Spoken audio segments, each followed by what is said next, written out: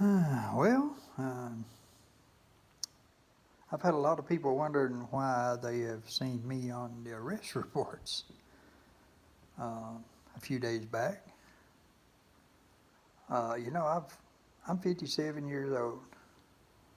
I've never, I, I had never been in any kind of trouble with the law of any kind. Uh, I've had a lot of people wondered why, and people thinking that maybe me and my wife was having trouble, and maybe I was into it with the neighbors or something like that. And but said most of them saying, that we were shocked to ever see you, of all people that we know, arrested. You know, and the simple fact of it is, it was over a guy by the name of Greg Miller, and the other one was J.D. They call him. See, what is he? Dameron, J.D. Dameron. Um, I've had run-ins with these guys like 8, 10 times. They keep coming here looking for paperwork on a agreement we had with the water company dating back 20 some years. And they can't seem to find the agreement. They've never had a right-of-way here. We offered to give them a right-of-way out front. They didn't want it. They wanted to put it in the backs of our bottoms, and we wouldn't let them have it. So there's a buried tap behind my place. It's probably, I don't know, 7 to 10 foot deep or something probably. But we was filling it up here when they was wanting to put the water line in. That's the reason we wouldn't give them the right-of-way. But anyhow, they came in. And they've actually got paperwork saying they've got a right of way. This is, like I said, 20 some years ago, and they've actually got a neighbor's signature on it, and saying that that's all they need. And come to find out, we're letting this neighbor use some of our property, and they got him to sign the papers.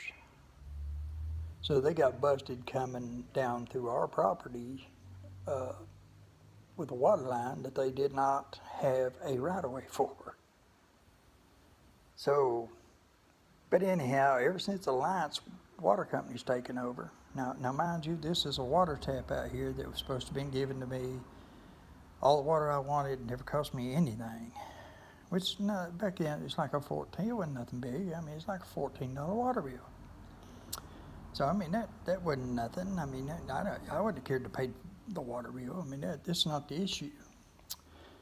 But the issue with it is, Craig Miller and J.D. Dameron kept coming and wanting me to find paperwork that they're supposed to have on this. So they're not able to find an agreement. They're not able to find a right-of-way. They're not finding anything. So this goes down that road. Well, one day I'm here, and this is like if they've been here, I don't know how many times, at least 7, 8 times. He walks in out here asking for this paperwork, and I asked him, I says, have you talked to the old man? And he said, well, you're going to have to come up with this paperwork. So we go down this road, man, you all have this paperwork, and I know you got it because I'm the one that got it for you. I'm the one that got the paperwork signed and everything, and I handed it to the guy. So I know you got it. So we go down that road for just a minute, and I tell him, I said, that's what you all got all these people working for, and this has got to be on record, or, somebody's done some hoodooing or something that wasn't right, or whatever, I said, but, it wasn't us. We didn't have anything to do with that. So all of a sudden he starts talking in an aggressive tone to me, and I tell this guy, now I had COVID a few months prior to that, got bad sick with it, lost I think it was 38, 39 pounds with it. About 4 months out of that, I had a heart attack. Had a blockage in my widowmaker. And it was about 4 months after I had the COVID. And now, by this time, it's 3 or 4 months after I had the heart attack. These people, two big, grown, healthy men standing out here talking to me like I'm pretty much a bucket of spit in my own house, in my own yard. And then it gets to, he looks at me and he says, I talked with your brother the other day and says, he says you all were just little bitty kids when this come through here.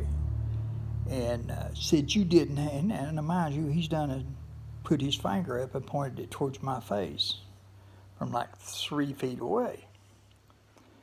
He says, you have nothing to say about nothing. So needless to say, the argument kind of escalated from kind of a light argument to a medium argument right about there. So, and I tell this guy, now I've got 2 big healthy guys in front of me, and I'm weaker than water, weakest I've ever been in my life. Now, I tell these guys, now you guys are you're going to come here, you're going to push this into a racket. You're going to end up getting a fight out of me. Now, I'll fight you, and I won't have no choice but to hurt you people. And it kind of escalated from there to he says, it's over now. He said, you've had it good long enough. He said, it's over. Put his hand in the middle of his chest. He says, it's mine now. I'm taking it. So it kind of escalates from there. I'm thinking a blister's going to pop up on top of my head. My blood pressure went so high. So by this time, a couple more words get said, and by this time, I've got one guy standing like 2 to 3 feet in front of me. I see the other big one named JD. He's done and closed up, so I've got one on my left side, I've got one straight in front of me. So I squalled at the old big guy that's called JD. I squalled at him and tell him to back up or whatever, get away from me or something to that effect. I tell you, you better back to blank up or something, or I'm gonna pop you in the face or something like that.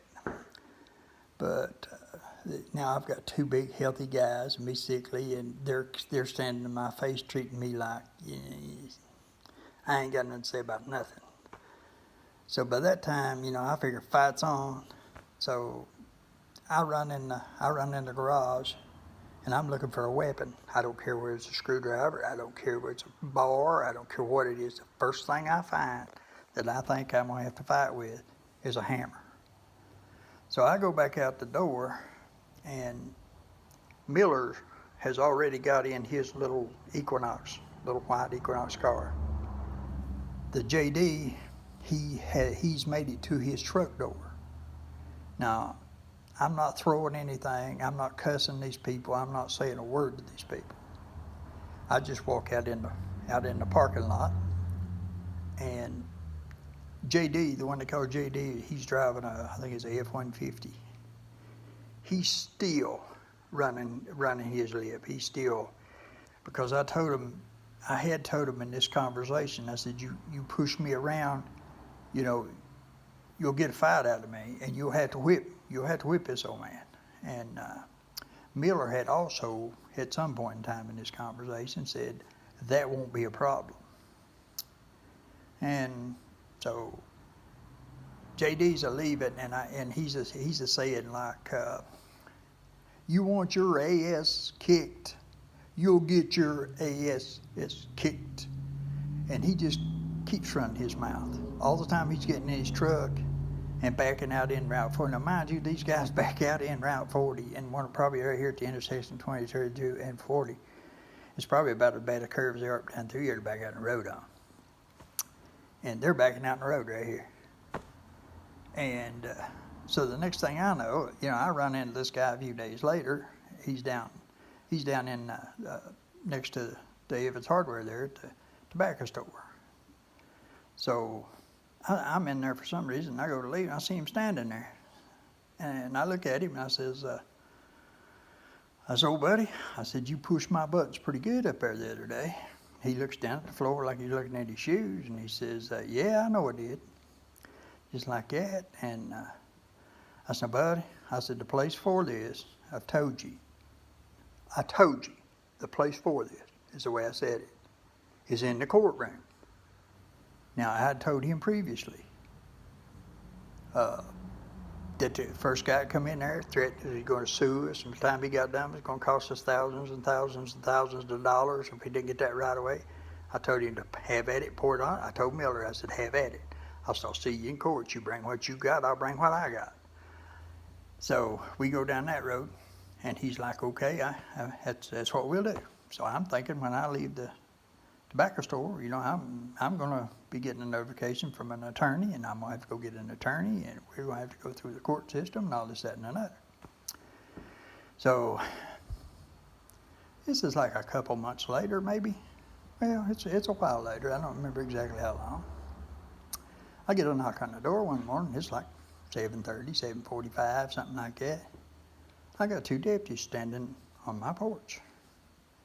Said, the water company's here, and they're going to dig a hole here and put a meter in. I said, they ain't put no meter in here. I said, it's supposed to be. Now this is at my house, not where the original meter was, but anyhow. I tell them no, they're not. I said, we're supposed to end up with a court date, and we're supposed to go to court over this. So they leave.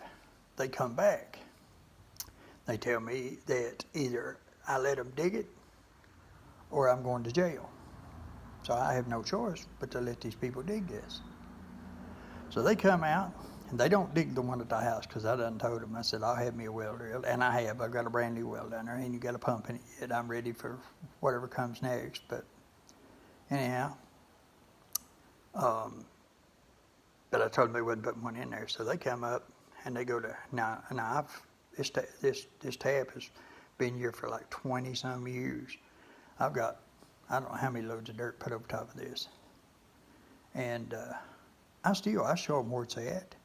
Nobody's ever known where it's at. Nobody's ever seen it. When they asked about it, I told them where it was at.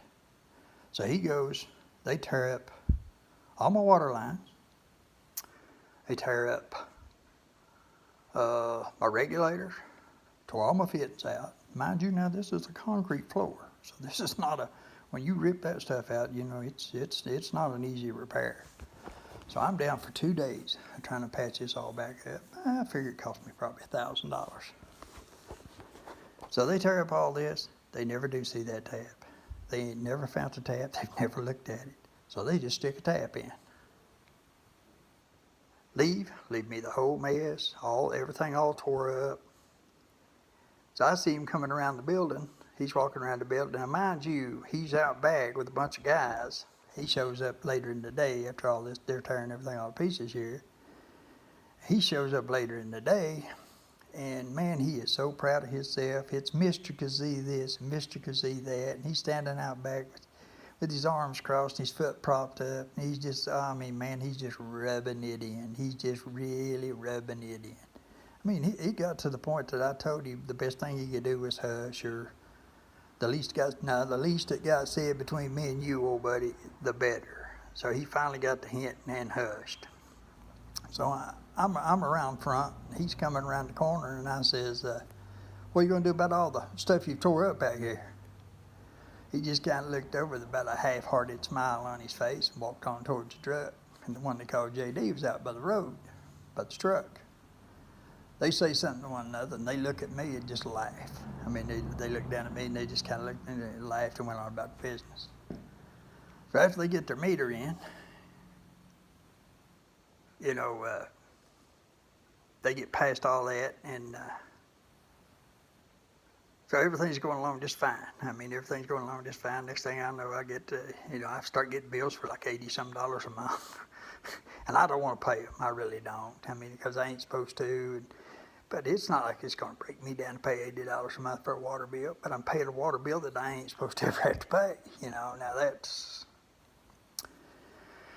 So I guess I got stuck with that. I should have went and got an attorney. I should have sued him or whatever. But anyhow, I run into him at Evans' Hardware here a few days back. It's on Saturday. And so I run into him there, and I don't know it's him. I just noticed a guy that's in the aisle, and I'm going down this aisle, going back to the metal bin, and I see this guy, and it kind of hits you. I know this guy. So I recognize, I said, yeah, I know. And then he looks up at me, and he kind of looks back down, and then he looks back up again. By that time, I realized it's Craig Miller. And about the time he looked back down towards the floor, I seen a big old smile come up on him. Oh, Lord, my blood pressure went up, and I told that man what I thought of him. Told him if he still wanted to wear me out, to bring himself out there in that parking lot, just whoop this old man good. And I told him to look through it real good, see how much chicken shit he found in it. And I bet he didn't find a drop or something along those lines. But I tell him what I think of him, I really do. And told him what a bully I thought he was. And so I'm getting ready. I go out and leave. Well, actually, I go out in the parking lot, and I say, bring it out there, So he don't come out. So I go back in, and I remembered I needed drill bits, a piece of metal, and I was going to get a quart of enamel paint. I forget everything but the drill bits. I go back and get my drill bits. So I'm getting ready to leave. I go out in the parking lot, get ready to go to the truck, and this guy come out of there, and he said, man, the guy's calling law on you in there. I said, all right, old buddy, I appreciate it. So I said, I'll hang out and wait on him. So I hang out and wait on him. Well, they show up, figure out that I'm him, and they got the call, and it was on me and all this. So they do what they call a 29 check, warrant check, or whatever it is there. And he said, nah, man, you've been a pretty good citizen or whatever here. And he says, but ain't never been no trouble in my life. He said, so basically, it's just two guys wanting to knock it out. And I said, yeah, basically, yep. So it goes from there to go on home, and so I go on home. This is Saturday, probably, I don't know, something before 1. And Tuesday morning, there rose deputy sheriff in, and he says, they took a warrant on you, man. He said, have to arrest you. I said, well, all right. So they're going to take me in. So I have to take you in. They don't read me no rights, never say a word about nothing like that. And my wife says, you ain't took your medicine yet. And he says, he told her, said, well, he'll be about 2 hours. Said, come over to the regional jail and pick him up in 2 hours. And I